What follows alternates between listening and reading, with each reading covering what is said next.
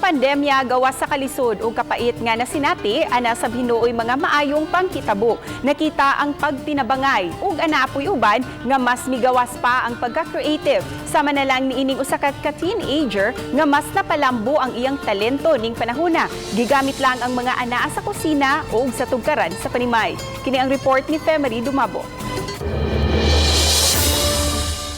Gamit ang bandihado, plato, tasa o gubang makita sa kusina sama sa soy sauce ug kape. Pipila lang kini sa nagamit nining 19 anyos nga si Thea Sofia de Sabelle sa iyang pagpinta.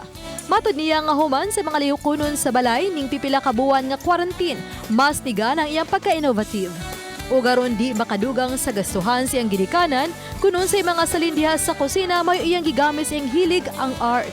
I want to try something new man sad, so mao to nang why not try sa coffee painting. Mao to ako nakuanan na i-try sad na ako ang different na mga mediums na ako mga gamit sa akon mga artworks. So wala sad ko nakagasto og dako ato nga artwork kay naara sa kusina makita ra. Gigamit usab ni Thea ang mga eggshells, gagmay nga mga papel o mas napakita ang kaanyag sa mga bulak dihang gigamit ang mga petals niini sa gipang design nga gown ug dress.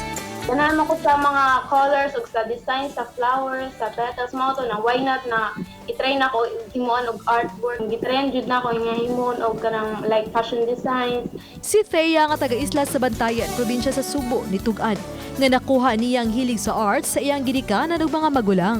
Apan ang iyang mga gipanghimo mugna tanan sa iyang mamugnaong panghuna-huna. Pandemic ron niya ang mga tao like inang sad kayo at least ba nang makuha na ako ng ila feed like colorful makuha na sad nila nga napay positivity sa may napay mga manapay mga nindot nga butang nga dapat nila inang i-focus nindot sa feeling ni sa heart melting kayo niya inang daw na inspired ko nga mobuhat pa og more artworks ganit. Uban ni Rod Prado, ako si Femery Dumabo. Balitang Bisdak.